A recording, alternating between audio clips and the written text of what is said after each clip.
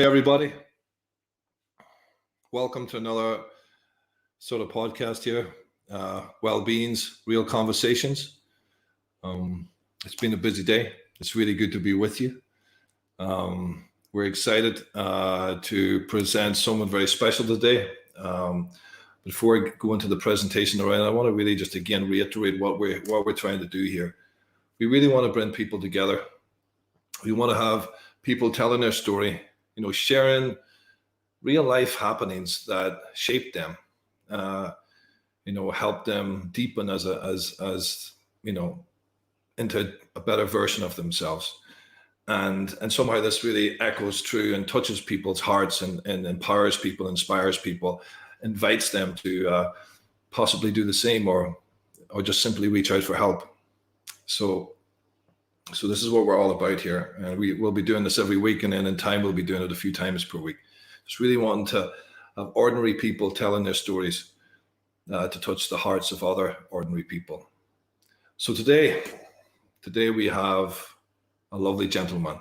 His name is Darach Murphy, all the way from Dublin. And as Darach would say, born and bred in Dublin. And I just like to give you a little background on Darach, just to really, I suppose, introduce what we're going to look at today. Darach was a sort of gentleman who was always seriously curious about life. He always he got obsessed as a young fella and watched, sort of different sports and then practiced and had this obsession to develop and advance in the particular sport that he'd be focusing on. And he did the same thing in construction. He was self-taught. He learned to be a carpenter. He learned to be an electrician and a plumber.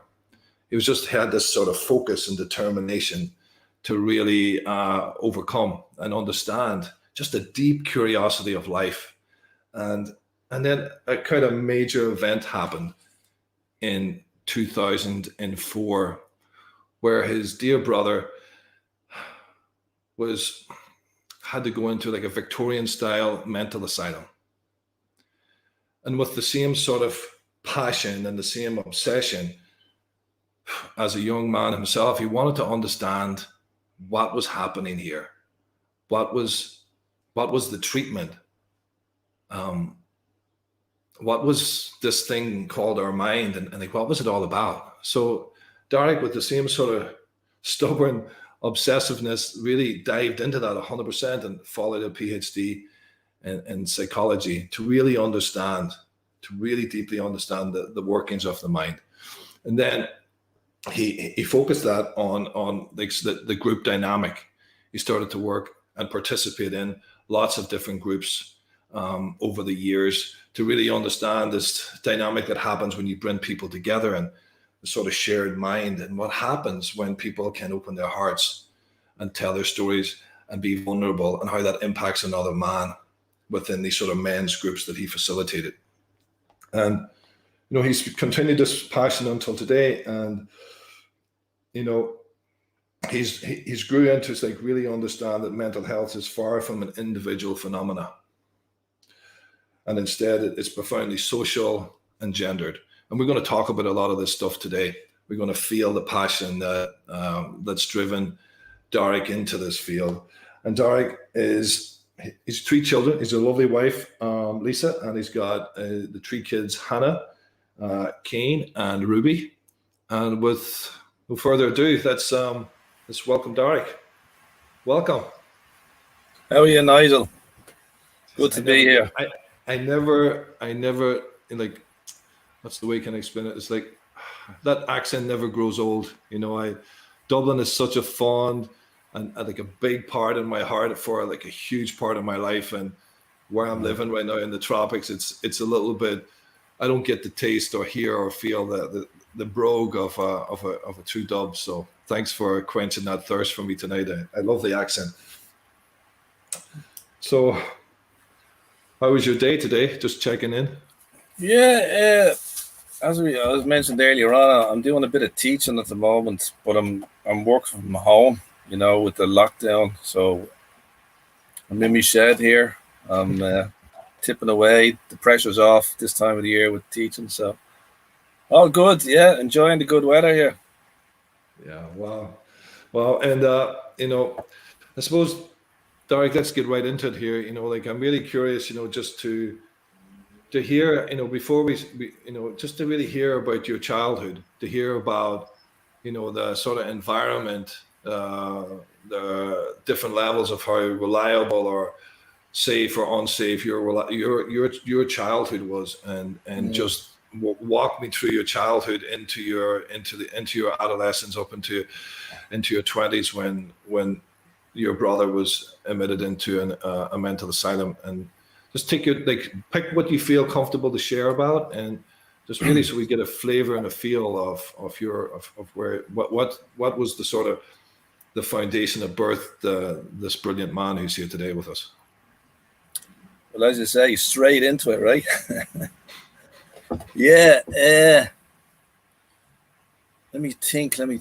As I mentioned in that little piece I sent you over, and you referred to it there, I was a middle child. So there was two older and two younger. Actually, a boy and a girl older and a boy and a girl younger. So really very much center of the kids, There was only like a year, what did you call them? Irish twins. It was like a year and 3 or 4 months between us all. We were steps, I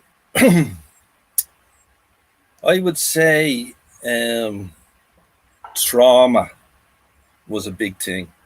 My experience, I experienced trauma from a very young age. I didn't know it then, and I'm still not clear about, specific things that might have caused that trauma. But definitely there was trauma there, which kind of, brought me down certain directions and stuff in life.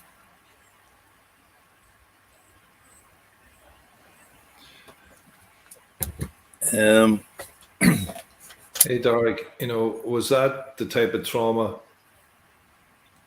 we would call like the trauma of things that happened that shouldn't have happened, or the trauma of things that should have happened and didn't happen, or a bit of both? Yeah. I mean, I do think that stuff happened that shouldn't have happened, for sure. I think that's what causes trauma.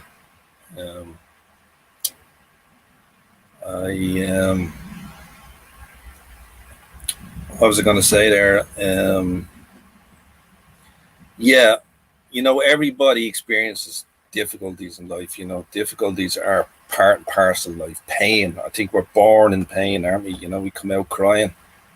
Going through the paths. When we're actually born, there's pain involved there.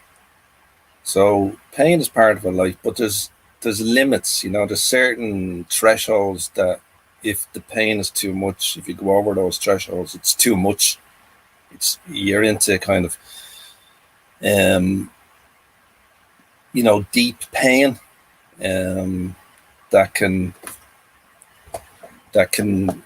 be difficult to resolve. So your normal pain in life, that's part and parcel of life. I think it's naturally resolved. There's ways of coping and stuff like that. But when you have serious, different level of pain, it does have a long-lasting effect. Now, as we're going to probably talk about, I mean, I felt a big need to kind of understand all this stuff. And I kind of came to some conclusions, and I'm not saying they're right, but they're right for me. They helped me say, that's it. And I was able to let go then of anxiety or whatever, And so I understand the trauma as, if people ask me, what caused the trauma, I would say number one, it's cultural trauma. That's what became a victim of, you know, if you want to use that word, or that was my experience. It was really a cultural trauma. Darach, That's could what you give came us first. a little flavor of one context where the cultural upbringings and the surroundings in which, you know, the soil, the environment, the culture, like, give us a little flavor of one thing where, so the viewer can identify and understand a bit more around that. Okay. Well, when I say culture, you see, language, all this psychology, you know, words, they can mean different things to different people. So the word culture is understood differently by different people, and that's fine. But my grasp on culture is to do with history. It's to do with, you know, I'm Irish, as I say, born and bred in Dublin, grandparents born and bred in Dublin. So I would see it very much as the Irish historical, what would you call it, cultural trauma. I give you a specific example that I only found out about in a clear way a few weeks ago, a few months ago, from an uncle of mine. But my grandfather, who I never met, he died before I was born. He was left for dead by the British Army on the streets of Dublin in whatever 1920, 21. You know, when the Irish were fighting against the British. So he was left for dead. You know, he did survive. I think he was force fed. There was some kind of hunger strike going on, so he was force fed and that kind of trauma. So that's one specific, probably dramatic kind of example of what I'm talking about. Mm. Yeah. Wow. Just feeling into the sort of pain and suffering and like, you know, that would be that you'd have to go through in that sort of like the regime, that sort of punishment, that sort of the sort of atmosphere of that time to be like covered in that sort of fear, that sort of hyper vigilance, and then also the passion fighting for a cause to some degree. I'm from Northern Ireland, so I was brought up in a little similar sort of cooking pot. But you know that I think I'm getting a feel of what you mean by cultural when I use the term sort of transgenerational haunting, how that haunting follows into the next generation, how it follows, even if it's like it could turn up with anxiety, it could show up with tension, unresolved sort of things that happen a generation before shows up in the future generations until there's somebody, possibly like yourself, Darach, who's grounded enough and has curious enough to want to do the work to meet those disowned parts of a generation before you that deeply impacts your life, even though it's not directly yours, it's yours to Yeah. work. Well, I think it's mine now because I think one generation inherits it from the previous generation, and there's different arguments about how exactly that happens.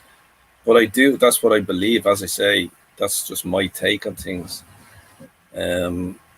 So I would say that, and you said the word soil, you know, and the way I see it is like our culture and our history, where we came from, is like the soil. And if that's not healthy soil, if that's not full of nutrition, full of good stuff, let's say if it is full of good stuff, then you're going to get a lot of good stuff to follow on from that. It's going to produce good, you know, healthy products. But if it's not, if there's pollution there, you know, or, you know, the next generation's gonna inherit it, you know. So when I think of my upbringing and stuff, I see it very much as transgeneration, intergenerational. So my father inherited a lot of stuff, and my mother inherited a lot of stuff from the previous generation, and there was other kind of traumas like that. And so we inherited, I and my brothers and sisters inherited the trauma, the pain from them. Yeah, that's the way I make sense of it. Well, as you speak here, Darach, without sounding fluffy at all, like I feel that like we almost talk to them, you know, like Mm, it's almost like as we're having this conversation here, there's that like you know it feels like it's not just me and you having this conversation here in my own body as I sit with you because you're talking directly to the sort of ancestral sort of energies that are still existing that doesn't go away. And there yeah, was an old term in psychoanalysis back in the late 70s, and it was, you know, we got to give these ghosts a good burial. yeah. We got it because they haunt us. They haunt us Well, throughout our life. I give you another example. Um, as I say, there was a lot of trauma in my own family of origin. You know, my own brothers, sisters, and parents. There was a lot of, you know, emotional, messed up stuff. And at one point, I had very little contact with the rest of my family. You know, there was arguments, there was stuff. It was actually mostly, or let's say, the catalyst was when my brother was put in this asylum. So it's like energy. Everything is energy. I'm sure you go along with that to a certain extent, Nigel. And it's like I didn't have my family then for those years, so the energy had to go somewhere. So where it went for me was I started delving into the family history, the family tree. You see, one of the issues in my family was nothing was spoken about from the previous generation. You know, I think it was because it was too painful, but it was to do with secrecy as well and shame. So my father's mother, um, my let's say like this, my father's grandmother died at a very young age. She was 33, and so all her kids were put in care. So this is my father's mother was put in care at 2 or 3 years of age, and these were in the tenements in Dublin, which were again a legacy of colonialism, I would say. So the eldest brother there was a guy called George Fife, and he was put in care, and he got out and he joined the Royal Dublin Fusiliers and went off and fought for the British. I'm sure he hadn't a clue what he was getting into, but anyway, he ended up being buried in Egypt. He was wounded in Gallipoli and he ended up being buried in Egypt. Now, I found through my kind of research, I found out he had his own grave, which was very unusual back then. So I was in touch with the, what did he call it, the Commonwealth, Royal Commonwealth Association, whoever maintains the graves out there. They sent me a picture of this headstone, George Fife on it. You know, I was like, fuck, man. I was like, he was 18 or 19 years of age. And I was the only one. Now, if you think about how many nieces and nephews he had from that time, this is 100 years ago, he would have had scores, right? I was the only one that knew this information. So in other words, none of his family had ever laid anything on his grave. I felt, when I found this out, I felt a fucking, what do you call it, powerful feeling of, I'm getting on a plane. I have to get on a plane here and go to his grave and put something on it. I was going to put a Dublin jersey or a Dublin scarf or something like that, you know. But I felt it from my chest. Now, I was a guy who never, I felt disconnected from my feelings for a large part of my life, you know. But this was like pounding out of my chest, this feeling, you know. I had to get on this plane, right? So as you say, it's about laying ghosts to rest. And for me, to put something on his grave would have been exactly that, would have been a letting go. Because there is something about unresolved trauma from previous generations is just hanging there in the air till somehow it's addressed and dealt with. So yeah, I remember that. I remember that feeling. Never forget that feeling, you know. Wow. Did you ever go to Egypt?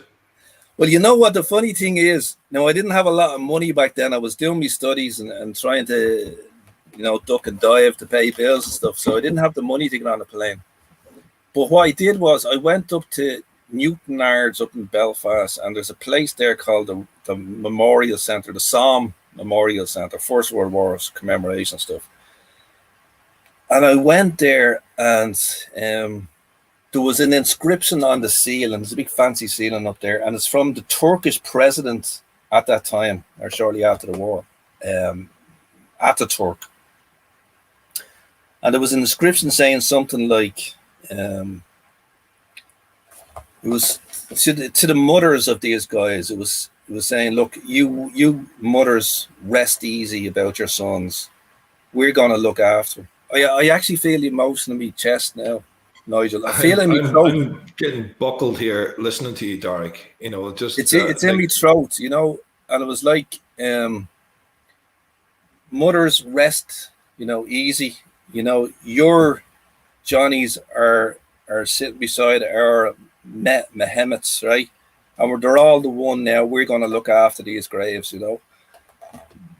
And again, I had another massive feeling at the time. I was like, I don't need to go out there now, you know. But it was very, very strong feelings, Nigel. Like, you know, it's just, as I say, I was a man very disconnected from feelings. But these feelings were bursting out of my chest.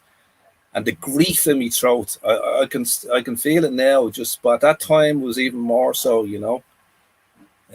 So this is the work, I think. You know, it's not just for us; it's for the generations gone by.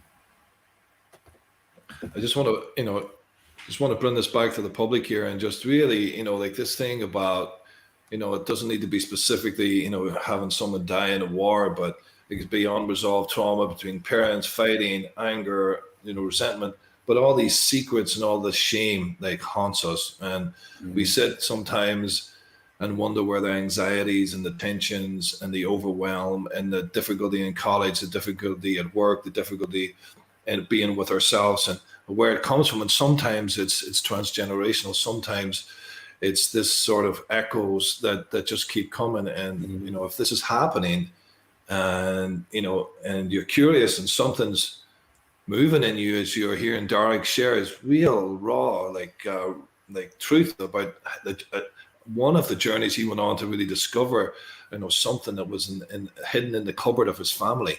You know, like follow this up, go and speak to a professional, speak to a therapist.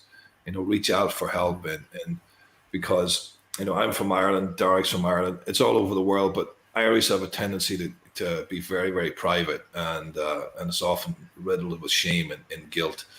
So, and I personally at the moment, I'm working a lot with Filipino and Vietnamese refugees, second and third generation, and how that sort of strife and struggle of moving to another land, and the hardship and the heartbreak and the distance and the separation and all of that, and how that is now being lived through their children. And I'm working with them in therapy and really understanding this piece that you're talking about, Darach, just where, yeah, there's this haunting that often people can't put their finger on, and you put your finger on it tonight. In what a wonderful discovery. And at what stage was this, you know, after your brother had been admitted into the asylum? It would have been, as I say, there was a lot of family turmoil when Seamus was put into the institution. He was put in this place called Portrane in Dublin. It's modelled on Bedlam.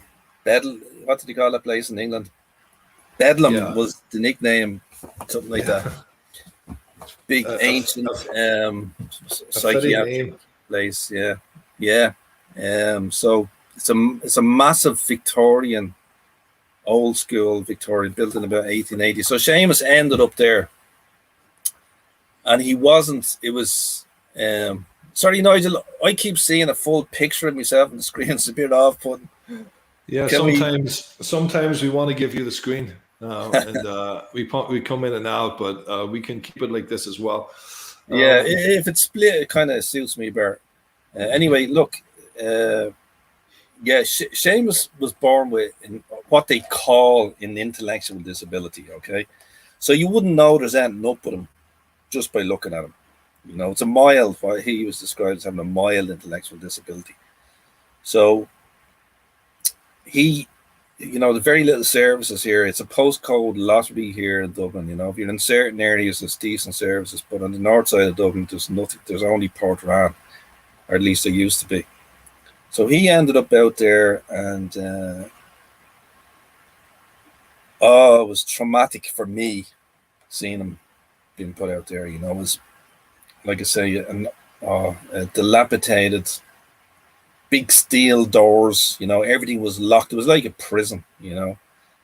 So he ended up out there, and Hey, Darach, what was it like when you went to visit him? The first time when you went there with him, Yeah.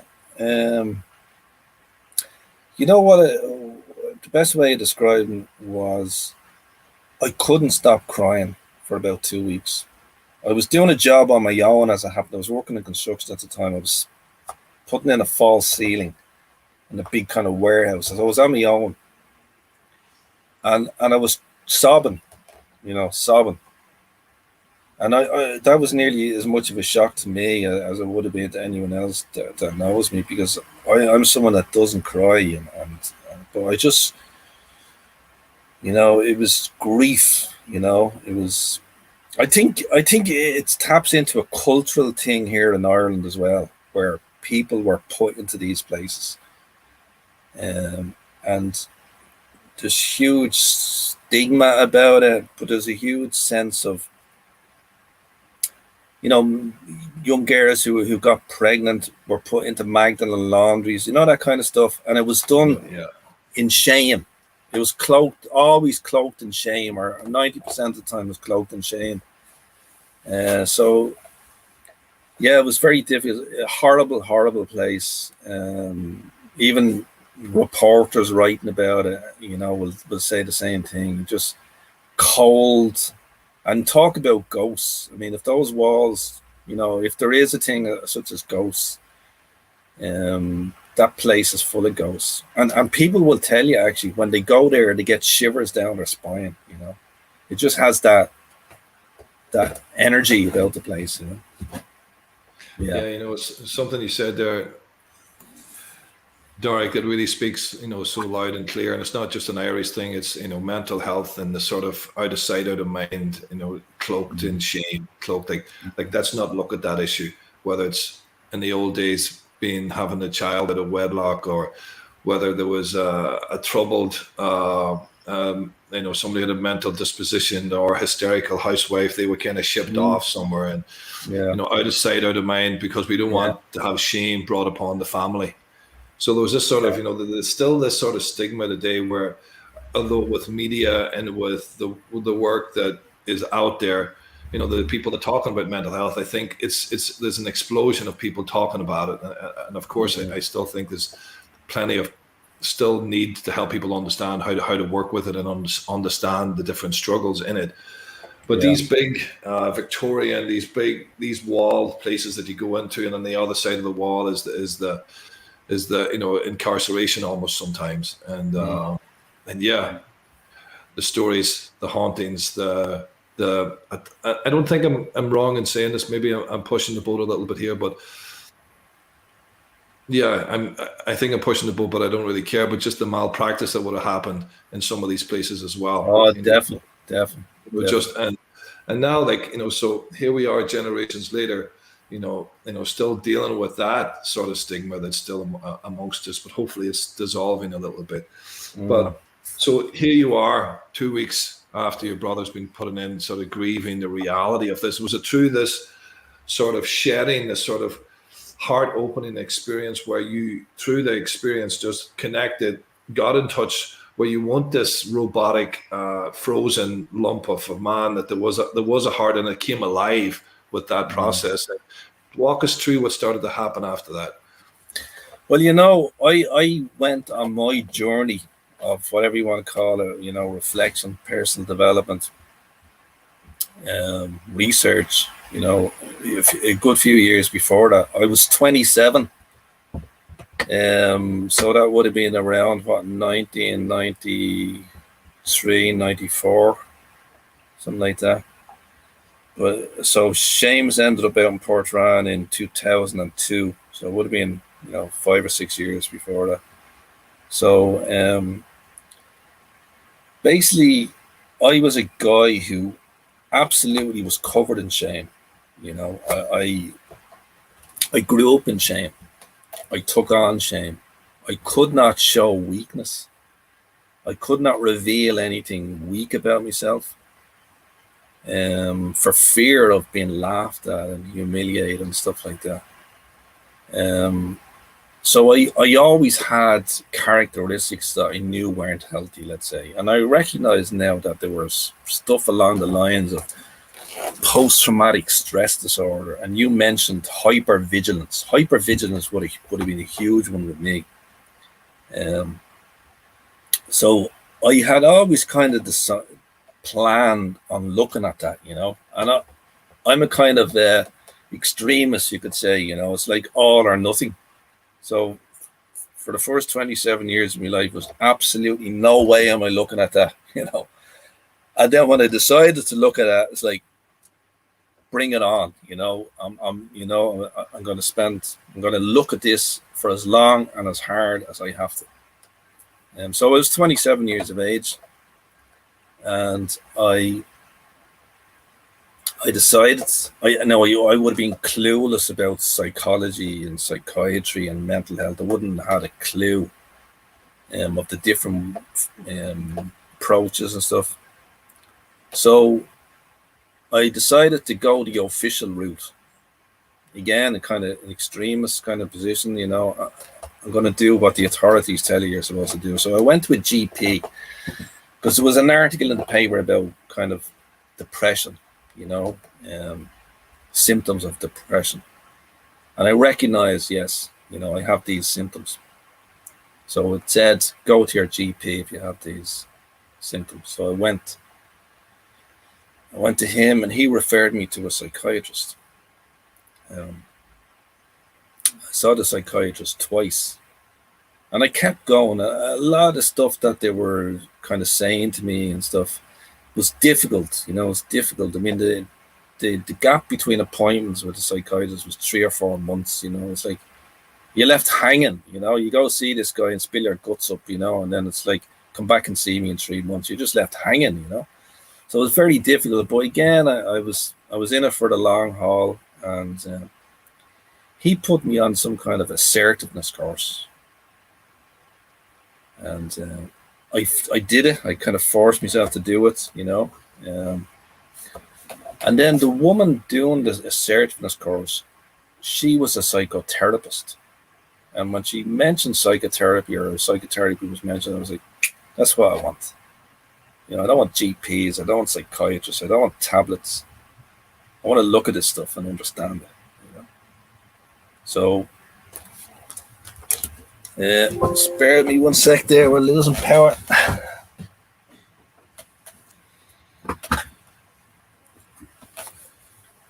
All good. Now. So I went to a psychotherapist, and for the first while I was going twice a week, and so that's what I did for many years. I had to understand it, this is the thing with me. Maybe it's a lack of trust or something, or maybe it's too much self-reliance, but that's who I am. It's like, I had to understand this stuff. This stuff had to make sense to me. I couldn't just, somebody saying, take them tablets, take 2 of these, 3 times a day or whatever, that didn't make sense to me. It's like, what's that going to do, So I had to understand the cause of stuff, of this hypervigilance and various things that I had. So I've done a lot of that psychotherapy. What would be one thing that you could say, to the public watching, Darach, about what you experienced, or what psychotherapy helped you that you couldn't do by yourself? Like, what was that over those years? I'm sure there's loads of different things and lots of things you can't put your finger on, but you can feel them. But just it's things that jump up into your mind right now. Like, what do you think you got from what was 1 or 2 of the things that it helped you with, that you couldn't do by yourself? Yeah, well, first of all, I don't think you can do this stuff by yourself. You know, as I say, this is bigger. This is intergenerational stuff. You know, it's caused by by lots of different characters in the past, and it's going to be resolved by lots of different characters in the future. That's the way I see it, anyway. Look, one thing I've kind of come to realize is that everyone is different. You know, um, everyone's take on stuff is different. People respond to different treatments, therapies, philosophies in different ways. But fundamentally, I would say is that let me think. I'm trying to think of something profound to say. I don't know, Nigel. It's I'm very reluctant to ever kind of give advice for that reason, that people are different. Mm-hmm. You know? Yeah, I know. It's I had a client one time, and she walked in and she said, "So, what am I going to get from this therapy experience? What's this all about? Like, what can I expect?" And I took a moment. I took many moments to really let the question land. Many years ago, when I was a young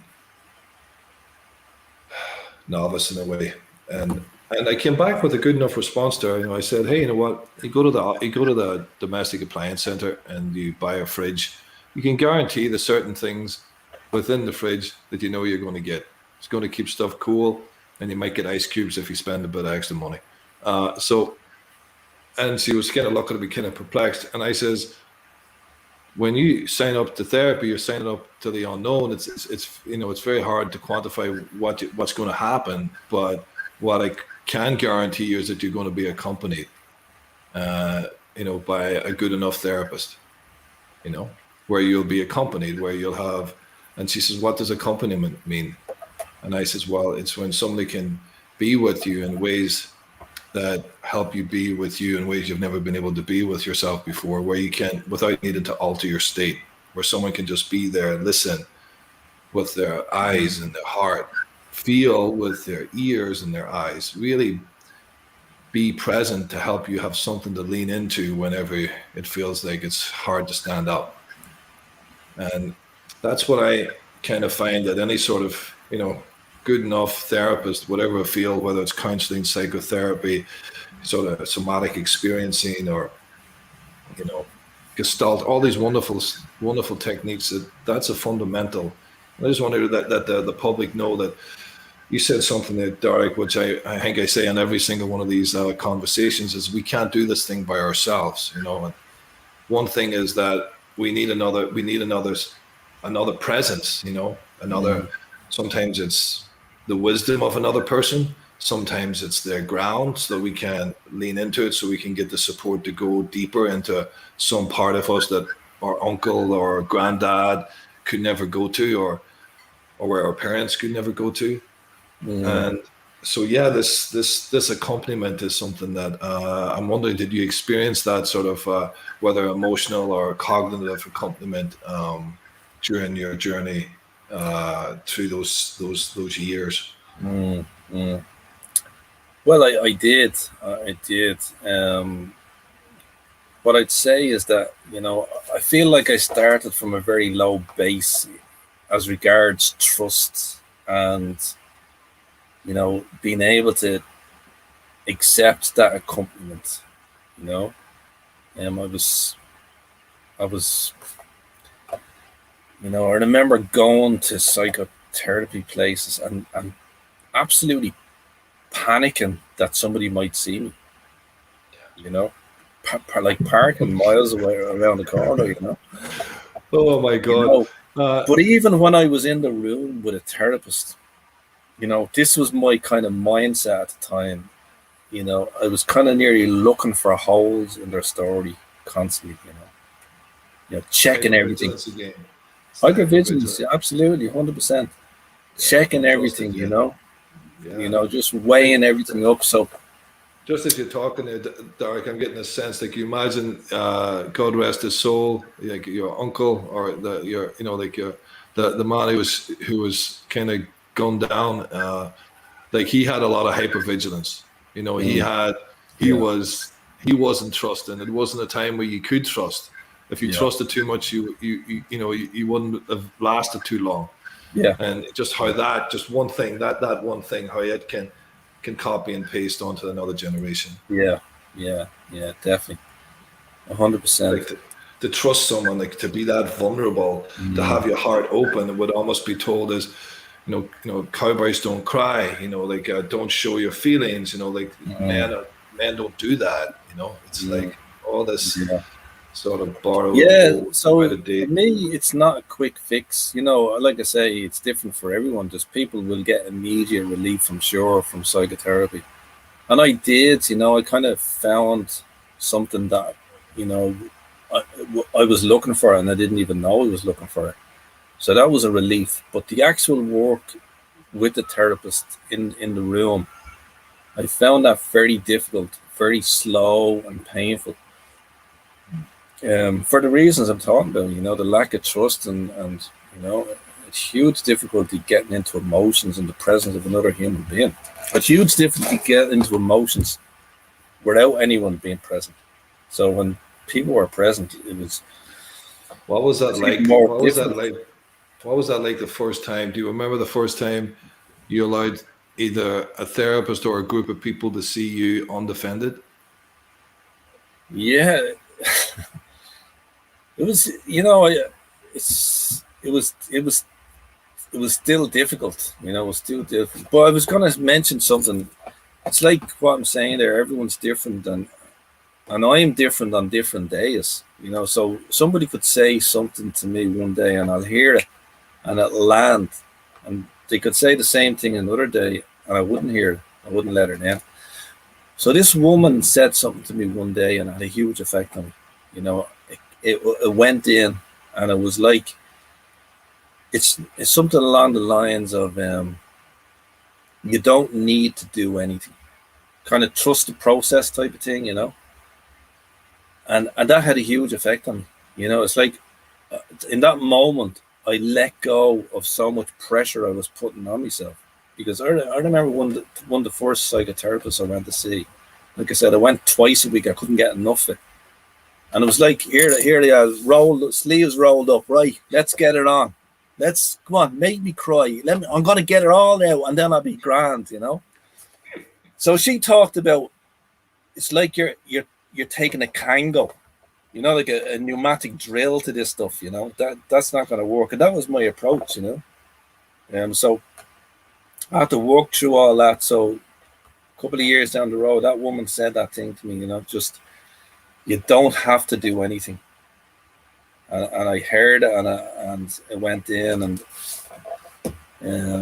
so it took Wow. time. To me, it was nearly like defrosting. It took me a long time to defrost. Still defrosting. Absolutely. I love that. I love that. You don't have to do anything, And she was obviously noticing how hard you were working at it, which was Yeah, stopping you actually moving forward. You were kind of spinning in the spot. You were addressing your construction or your worldly view on your psychopathic like willpower to try to get the thing done. mm, But yet it doesn't work that way. I no, think also for the public, like to step into a like serious, like honest therapy, it takes time. takes And time. there's no quick fixes, and quick fixes don't really work Yeah, often, and it takes time to build safety. Darek mm, was really talking about, the hypervigilance, the not trusting, trying to find holes. That's all like because he never got the accompaniment as a child. He never had that closeness, and then he had all the generational stuff where there was none of that either. So to be able to go slow and to learn to go slow and to learn that he didn't have to do anything, it's a cooking process to really come into the body and to be able to bring that body towards another person and to be able to let them see parts of you. mm, It's it's not an easy process, but it's a worthwhile one. yeah. Mm. And I'm really still kind of moved by the Victorian sort of North Dublin asylum. Like, what happened after a while in there, as you were studying and training, in your field of psychology? How was, like, what was happening with your, like, were you learning more about what treatment was and about the mind? Tell us about that distillation, as well as you then Mm.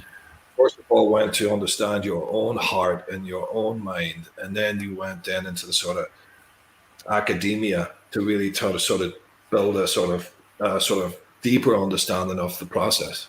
Mm. Mm. Well, I mean, I was someone that I would say had a kind of inferiority complex. I did feel less than people around me. That was a common theme.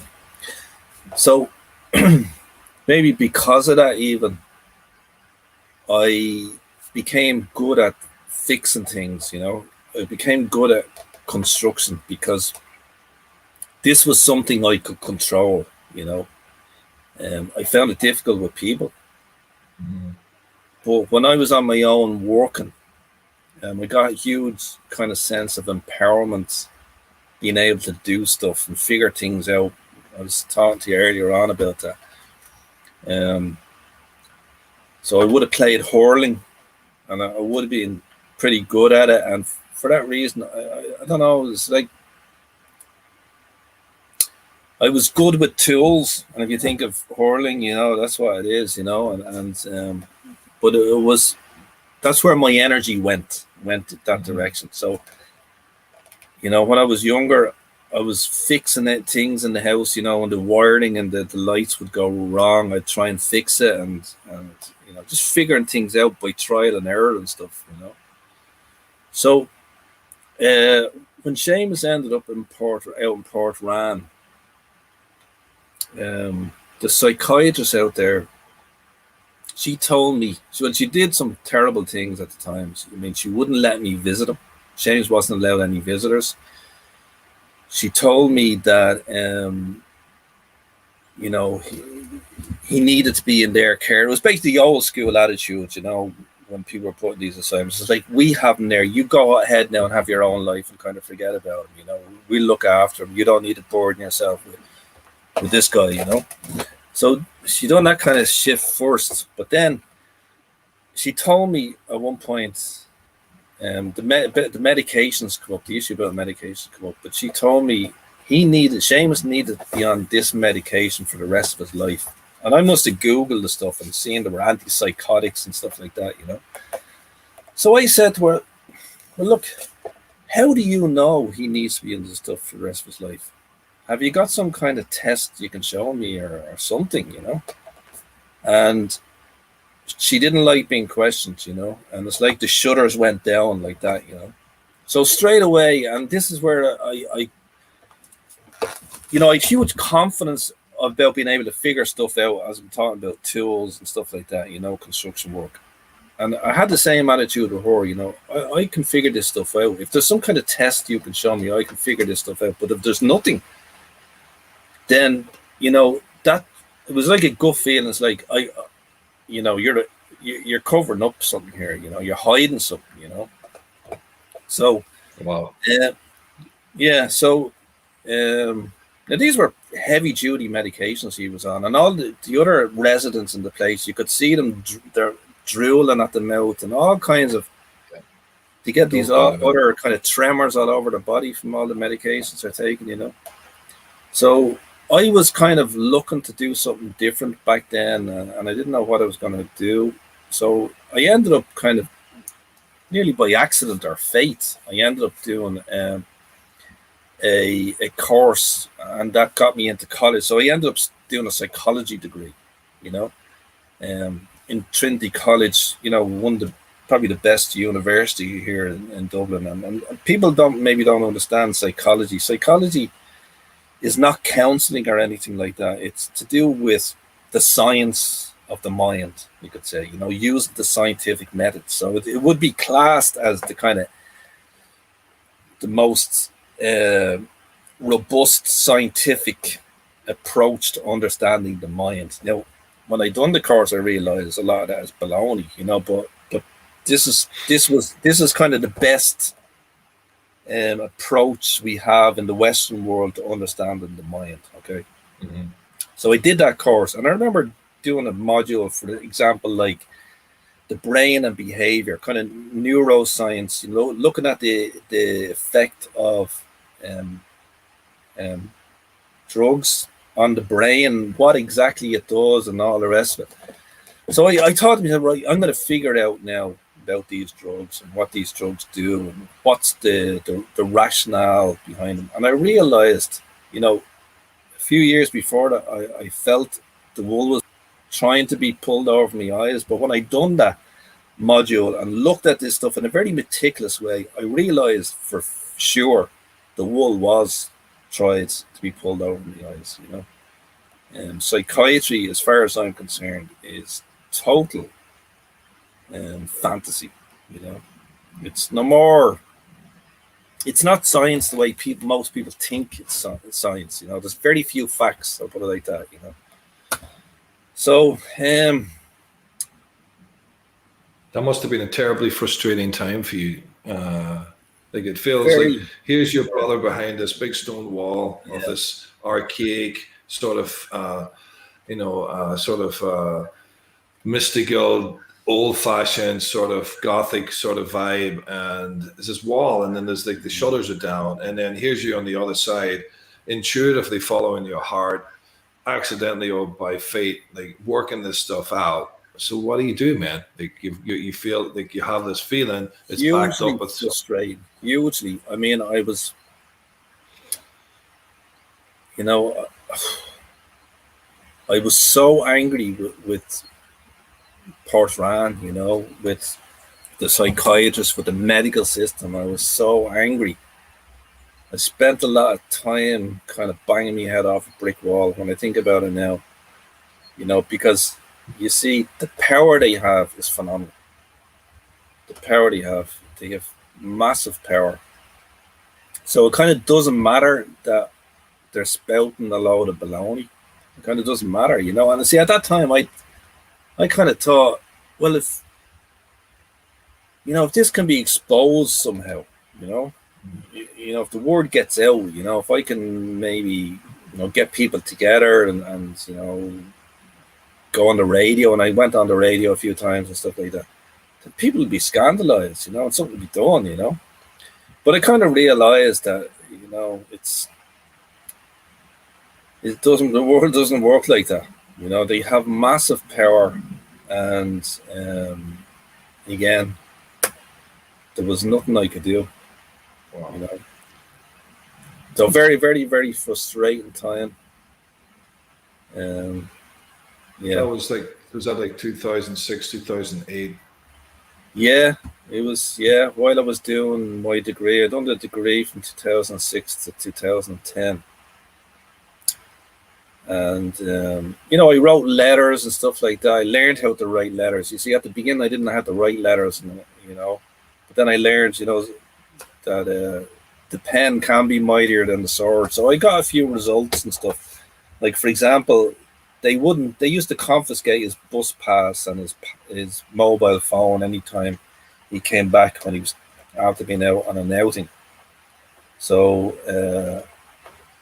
I wrote letters and complained, so they had to give him his bus pass. With the result, then he could come and go as he wanted, and he could get a bus into town and all that kind of stuff, So I had a few results, but it was just so difficult, It's very difficult.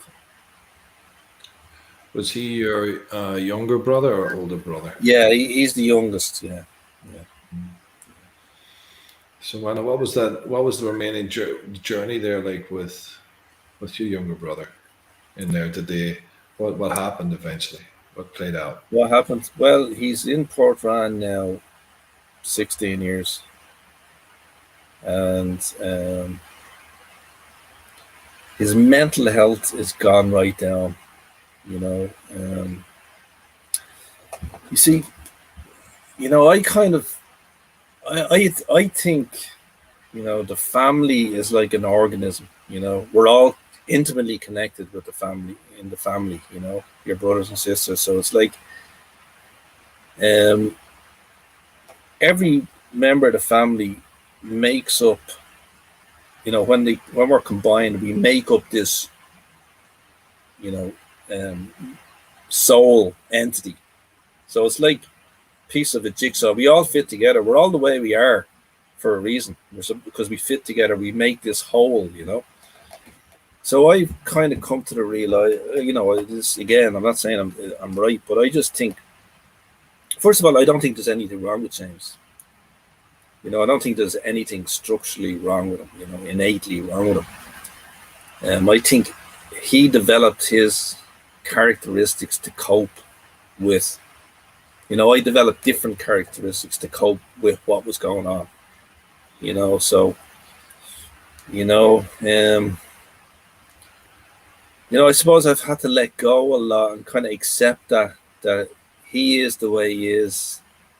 See, I suppose I took on too much responsibility with him, you know, and I've had to let go a lot.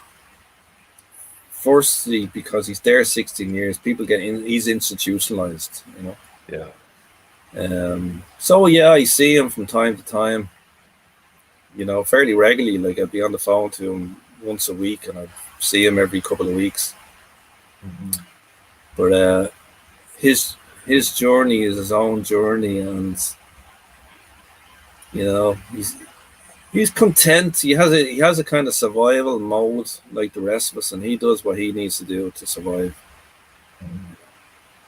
But it's not right. I mean, I got into psychology, and I thought I might end up working in psychology, you know, to try and improve things. But again, the systems are so powerful. They're absolutely so powerful and so ingrained that, you know, resistance is futile almost. You know. And there's acceptance there for me, you know. It was a difficult journey to get there. I would have been hugely frustrated, you know, and angry and upset. But today, I suppose, I've come around to acceptance quite a lot. Yeah, like just want to pause there for a moment, Darach, and just, you know, like I'm really feeling, you know, as you're sharing there, Darach, this just the dynamic, you know, like the sort of the part of your heart, you know, that just drives forward, and then the willpower comes in, and you're going at it. You want to fix the problem. You know, how many people out there overcompensate, overextend, need to do more, never happy, pushing all the time. And even if it's like, you know, divine what you want to do or to help somebody, there's a part that somehow is not cultivating the self-care for the self. The self is at the back of the bus. The project, the person, the experience is at the front of the bus. And all the time we're being driven by something that, you know, there's lots of things there, you know, but deeply we're forgetting about ourselves. And to hear you talk about, if anything, the healing journey there was the acceptance, you know, again, the echoes of the therapist. You don't have to do anything, you know, in a way. And reminds me of an old therapist used to say to me, like, she was a Sufi teacher, she wasn't a therapist, but she used to say, Nigel, everything gets like, do without doing, and everything gets done. Just, he was telling me the same thing as what your therapist told you. It's like, because I have a little similar sort of thing I've had to work through, which is this tendency to want to give more to the world and forget about myself, and how over time that just doesn't help anyone. But it helps us learn that, you know, like, we're enough. Like you can call up with him or talk to him on the phone now, and it makes the world to him. You know, it's like it becomes our agenda sometimes, and it may not have been their agenda. Sometimes we get blurred by that. But this sort of like a sort of acceptance. This, would you say acceptance to a degree, Darach, would be a comfortability with your own body now? You know, like a more comfortability with your being. Tell us more about, just for the public, what does acceptance mean for you? You know, in the larger umbrella here. Yeah, acceptance. Yeah, you know, I suppose, you know, trying to understand a lot of the things I've done. I have this part of me that just needs to get something out of my system, you know. So I spend an awful lot of energy doing something, and to the outside world, it might seem like, what was the point of that? You've got no product at the end of it, But it's not about that for me. It hasn't been about that for me. It's just some things I needed to do. I had to do them, even though in my head, I've said, "Well, there's no point in doing that. You're gonna fail anyway." I still needed to do them. I still needed to do these. And there was a sense of getting it out of my system, and that somehow helped me to move into that place of peace and acceptance. And I've done a lot of stuff, in that mode. Like, I don't regret all the work I did with Seamus, and I fell out with my family over. It was even difficult for my own kids. My own kids were young, and I was on these missions, So there's a loss there, with them. But at the same time, I know it couldn't have been any other way. I had to do these things. Yeah, man. And there's no point looking back. That's the shaping you. That was what you were, that's what you learned how to survive in your environment, to be that character, to almost be the rescuer, almost wanting to give to the world so insistently what the world never give you, as a flavor, not necessarily the whole pie, but a slice of it anyway. Was a flavor of that, and there's nothing wrong, and it's a reshaping process, and I really identify with that, Darach, deeply. It's like, I could only play the hand I was dealt with, and I was given some tools, maybe not enough, maybe I should have been given more tools, but I had some tools, things like obsession, or a systematic way of analyzing things, and strength. I played sport. I knew how to get stuck in. They were the tools I had, and I had to use them tools to find a better place. But they were, I had to use them tools. I had no other tools. So you use those tools to learn the next tools. Exactly. That's it. So. Yeah, there's been a lot of acceptance over the last few years, and it's funny. Emotions are funny. The best science in the world still doesn't have a handle on emotions. In lots of ways, acceptance felt like depression to me. It still does sometimes. Because I was someone that couldn't fail. When I was younger, I had to succeed. I had to succeed, and I remember what kept me going for many years was this feeling of hope in my chest. If I do this, if I get this job done, things will open up and be better. And a lot of the stuff was unrealistic, and people at the time told me that's not going to happen. But I didn't care. I was operating from here, this hope. But it's funny, in the last few years, that sense of hope is gone. Now, people have different understandings of what hope is and acceptance and stuff, but that feeling in my chest that I can do anything, I can walk through walls, that's gone. But you see, there was a flip side to that sense of hope. Yeah, it got me achieving a lot of things, but it also brought me to very difficult places. I was, chasing one battle after another. So with that sense of hope gone, I kind of felt lost. It's nearly felt like depression. Like, how am I going to survive without this sense of power that I used to have?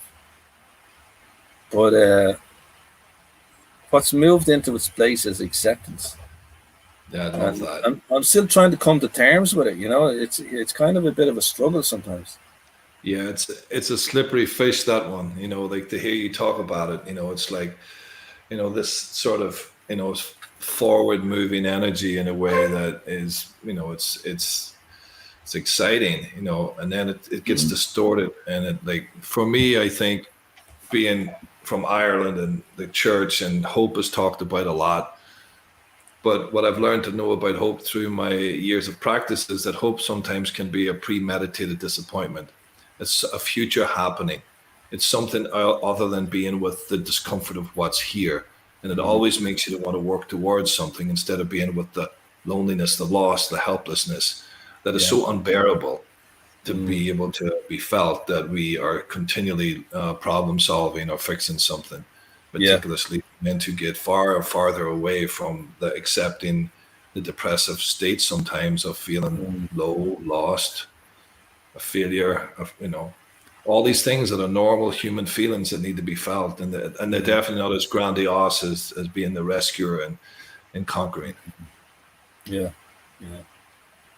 That's put so well there, man. The way you captured that, and I just really want, because we got a couple of minutes left, and I really want to find out about like all the ways that maybe you distill that acceptance through the group therapy that you have been involved in for so many years. And this is I thought it was very, very powerful to invite Darach here, because Darach was in my first group back in the day in Dublin. I don't know how many years ago it was now, and well, it was one of the shorter groups I was in at the beginning, but it was like, I stepped into that group, and I looked across from the circle of just everyday ordinary men, and Darach was one of the faces that I saw. And when I started to want to open this podcast to the public, and group therapy is a big part. Therapy is a big part of this. That's our culture that that I'm involved in, and I really got this feeling to want to bring someone who was part of my shaping, my process, by just being with ordinary working class men who had struggles, and to be able to know nobody in the group, and was just like Darach, shut down, like posturing, trying to be someone, trying to hide behind an image, not trusting a damn thing that was being said, and the slowly cooking process of being able to soften as a man and reveal himself. And so, yeah, Darach, just tell us a little bit about your journey with being in group, and how you got shaped through that process. Well, originally my first kind of introduction to groups would have been through the psychotherapist I was seeing at the time. I think Peter O'Sullivan. Oh, jeez. Peter. If Peter's watching this, Peter, I was just thinking about you the other day. I'm gonna give you a message. Jesus, well, Peter, I think Peter introduced me Peter. to these codependency workshops that he was running in Chrysalis. So I went to a few of them, and they were amazing. Wow, when Chrysalis was open, I never made it up to that legendary place, but Peter shared many a story about what he used to do there. Yeah. Wow. So he got you into it back in the day. Yeah. I attended a few there. Again, I was someone that was jumping into everything. It's like, right, I have to fix this stuff inside me. Give me a group. How hard is it? The harder, the better. Working from those old patterns. But so I done a few groups there. Struggled because I don't think I was ready for a lot of the stuff. But again, it was what they call steps. But one night he broke the group into males and females, just randomly, and would have been mostly females. Them groups, mostly women. So when he did that, and us men got in together in a room, the energy from me was totally different. It was electric. That's the way I can put it. It's like I was plugged in. Bang. Yeah. Something's happening here. You know what I mean? So straight away I knew this. I need this. This. It became very real. The small talk didn't slot in. There was no room for small talk. It was just a different energy. So then that was only for an hour or whatever. So this guy, Tommy Ellis, I don't know if you ever met Tommy, but he set up that men's group. Do you know Tommy? Yeah, I know Tommy very well. Yeah, he's a lovely gentleman. Yeah, so you get Tommy in here. I was there the night he came up with this idea of having a men's group, and it was just a random thing. He felt he needed this men's group, so I said straight away, I'm in. And he started that group that you joined later on. But for me, it was magic. That group was fucking magic. You just can't put it in words. There's just something about the energy there where fellas just felt free to be just honest. Mostly, now some lads really held back, and that's okay as well, but I just learned a lot from them groups. And one thing I learned, and it was said, what was it? See, shame would have been a huge thing with me, as I said, and to be in a room with other guys, and these were successful lads, and some of them doing really well in life financially and whatever, and kids and all the rest of it. But I felt I wasn't on my own, I could, my experience came through what so many other lads, what they shared and what they spoke about, so I always had this thing of I'm the only one, this real, isolated kind of view, so it was just a magic group, and it's very hard to put words on it and what went on, but there was huge healing and a huge learning. And then of course I focused my PhD on that group, and I tried to capture it in words, Yeah, just for the public here, just to really distill what Darach is talking about. He's on about a men's group where men get to be with men in a way that they were probably never with their fathers, where they were never with their brothers, where they were never with other friends in their life. I come from Northern Ireland, so there's a collective trauma in Northern Ireland because of the war for such a long time. And the predominant male that I saw, using clinical terms, there was like a sort of psychopathy hiding a schizoidal sort of wounding. So what does that mean? That means like a sort of bravado, sort of posture, sort of I'm like, trying to be smart and fast and, like cool and like hyper masculine and sort of really just hiding this part inside that feels scared and feels lost and possibly even helpless and lonely, even though we can be surrounded by lots of people. So when you go into these sorts of groups, no matter what your backdrop is, you get to have a new experience with men that you've never had before. You get an opportunity to work through your trust issues. You get an opportunity to take a seat at a table and share and have people listen to you. Because often we go through childhood environments where the environment is not safe or not responsive, where nobody is deeply interested in your mind or in your heart, or where there's a sort of either a forgetting about you or there's a engulfment or suffocation, where either way there's a way in which you're not expressing how you really feel. And groups fundamentally can be a place where you can come and share and feel and really reshape these sort of distortions from childhood and just learn to be yourself. I know that sounds like such a ordinary cliche thing to be, but often we don't know who we are until, well, what I've learned is I learn who I am with other people. And through the reflections of how they see me and the sharing of that, it helps me grow. It's like people, back to what you said earlier, we can't do this dance called life by ourselves, and in group you get big heap teaspoonfuls of closeness and togetherness over time, and conflict resolution. You get to work through conflict instead of running away from it, which is what or fighting or doing something like that, which is not talking to the actual problem at hand. So it's a powerful environment that can become safe and responsive, which I think we all need. We all need that. Yeah. So you did your PhD on group therapy. Yeah. Yeah. I was absolutely passionate about the men's groups, at the time. Still am. Not as much now. I was really blown away by them.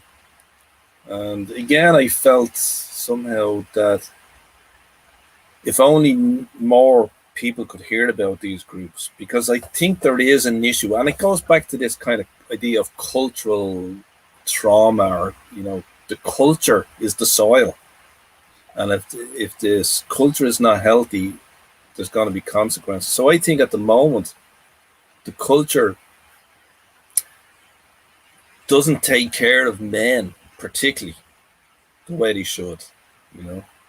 I think it's there's a lot of men out there that are hurt, deeply hurt, and they have nowhere to go. There's just a difficulty hearing men, because when men are depressed or upset, there's always an element of hostility. There's a rage there somewhere, and intuitively people are afraid of that rage, and it can pop out any time, So there's just, in the world today, there's just no space. There's very little spaces to harness, to receive that kind of, that male upset or emotional hurt. So I thought, and I still believe, that men's groups are very, very powerful places. And actually, it has come to pass, because, for example, the men's sheds movement in Ireland has grown massively, and they're just places where men can hang out. There's no great talking or dealing with emotional stuff, but it does happen as well.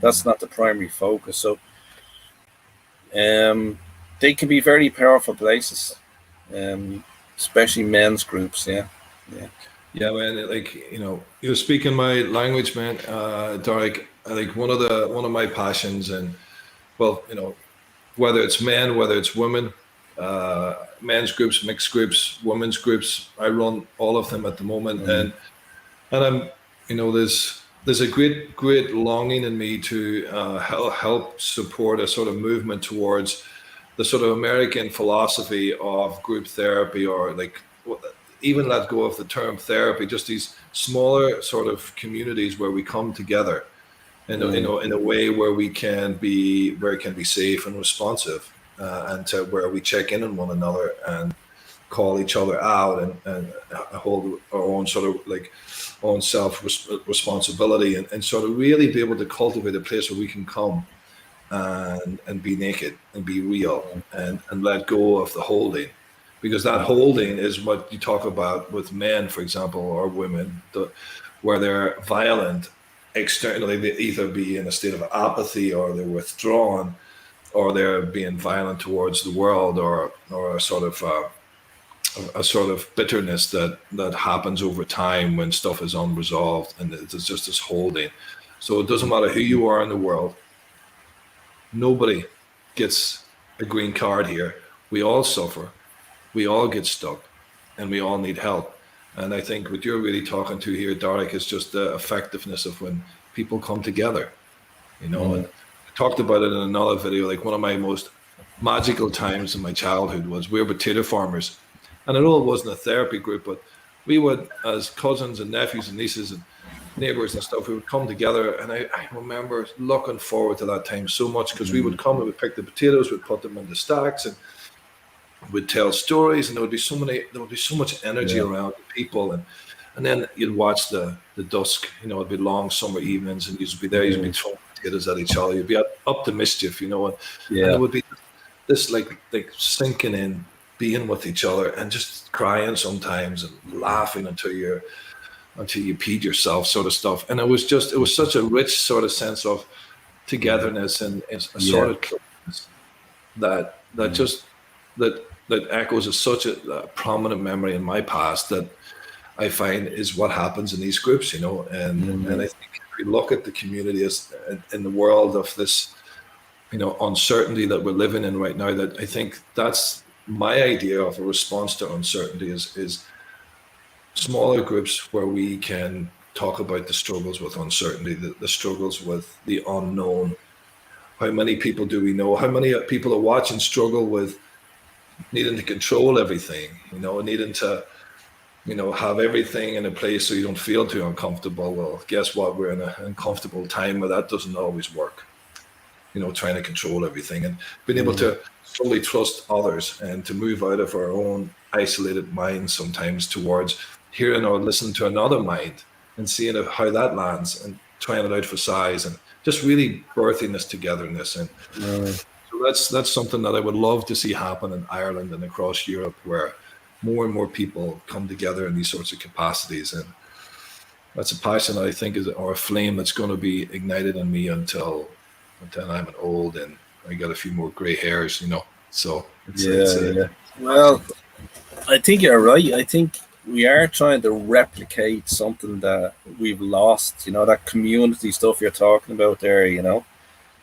You know, you look at Ireland, the way it's changed, you know, we were late coming to kind of modernity, industrialization and stuff, you know, that there was a much greater connection with community and with the land not so long ago. So we've lost so much.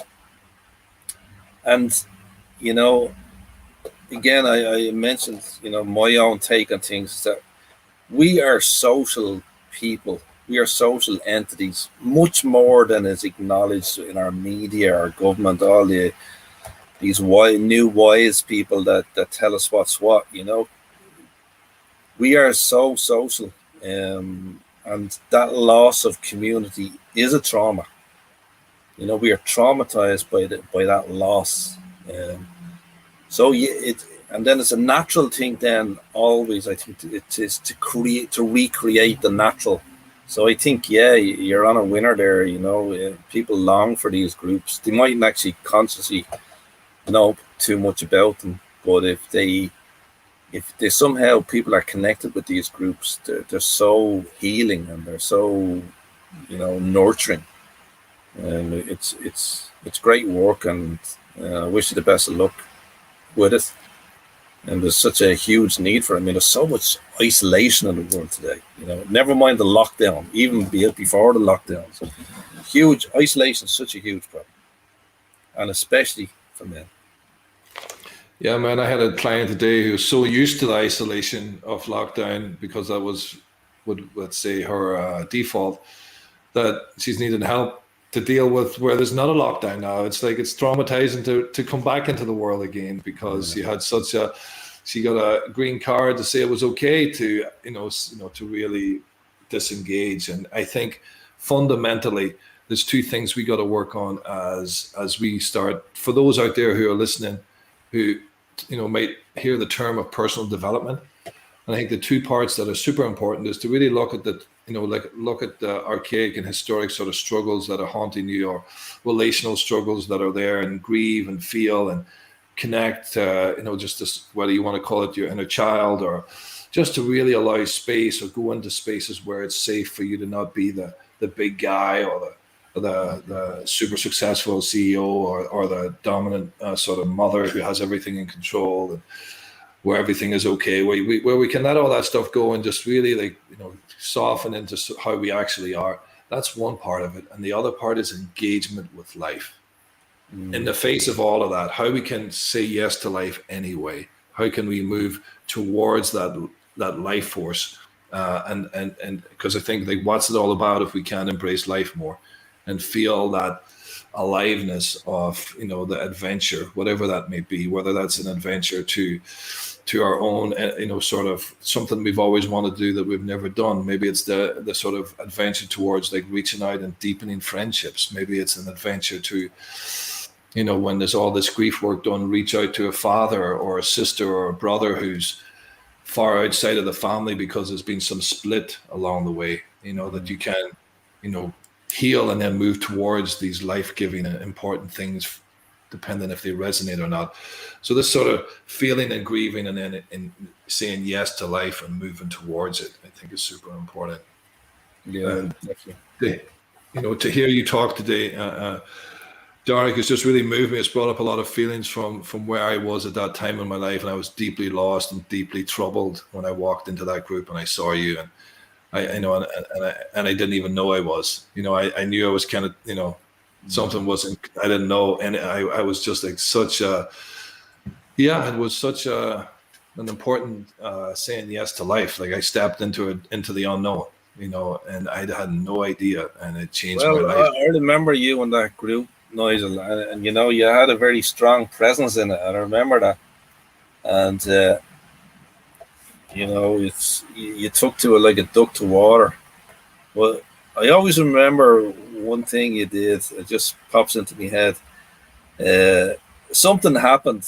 Some guy was doing a bit of work or had just done something, and you kind of brought in this thing in a very spontaneous way about, you know, putting a feather in his hair, you know, some kind of Native American thing or something, you know. And a lot of the lads, and myself included, we wouldn't be into kind of, you know, a lot of this, you know, taking on other traditions and shamanic stuff and stuff like that, you know. But the way you done it was just so natural, you know. You talked about planting, you know, whatever he done, you know, needed to be acknowledged. You know, you put a feather. I think you plucked the feather out somewhere.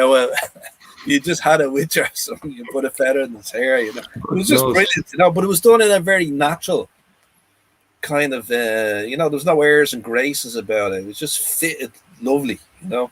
I always remember that. Wow, like I vaguely remember it, but you know, it's like in the Native tradition, you know, like when you're brave and like you've had to go through some atrocity or some challenge or some big, you know, ordeal, because ordeals, you know, give birth to beautiful things if we are brave enough to go through them. And I think in that moment, as a little scallywag of a man that was just, I think I just fucking found a feather outside of the on the street, and I don't know, I picked it up, and after I think this guy's had his process, it was so moving to me. And I didn't have words, but I thought I'd have a gesture, you know, like, hey man, like, good job, you know. Of course, it was like I was, somebody was doing it. It wasn't conscious. Yeah, but no, it was brilliant. It was just a, you know, a bit of, you know, an extra bit of knowledge that you contributed, and you done it in a very natural way, you know. So yeah. Hey Darach, I want to wrap up here, and I just want you know, just to finish with just really one question here. And for any of the people watching and have listened to your story and the journey you've been on, and there's anybody struggling out there, whether it's with a haunting from the past or an immediate family trauma, something happened that shouldn't have happened, or something that should have happened that didn't happen, or an accident, or an alcoholic father, or a struggling sister who's got an eating disorder, whatever it is. If someone's struggling out there or suffering, stuck in some way, like what would be something you'd like to say to them?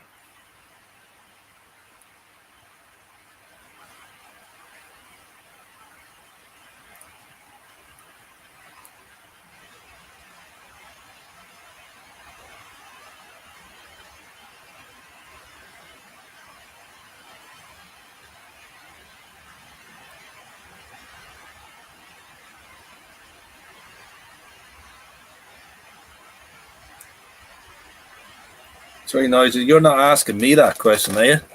I am indeed. Oh, I thought you were putting that out to the audience, you know. No, so just if anybody's suffering there. Oh yeah, I know. I heard what you said. But you know what? You created a beautiful silence there, where you know there was a message in that in itself. But you know, other than that, because sometimes stillness is very much needed. Like, what would be something you'd say to somebody who's suffering? There'd be thousands of things you could say to them, but what would be one thing that pops up? You know, there's a, you know, every day is a school day, and like I mentioned a couple of times, there's places I want to get to yet. I haven't got there yet. It's a work in progress, but there's some things I learned along the way, and I'm rock solid about. Believe 100%. And it's like everything.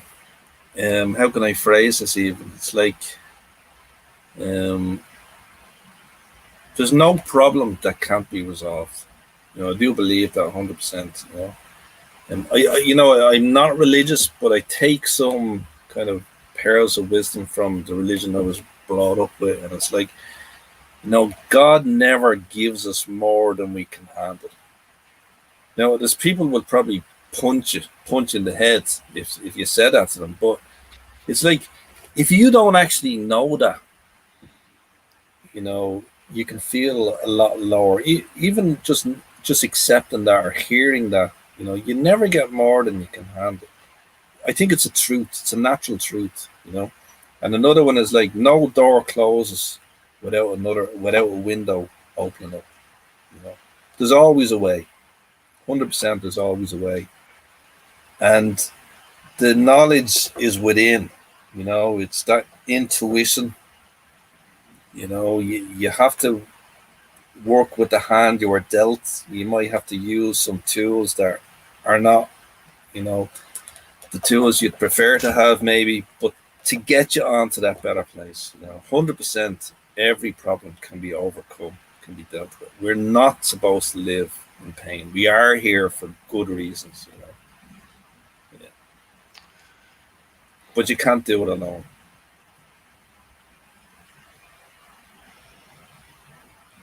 Yeah. Thank you, Darach.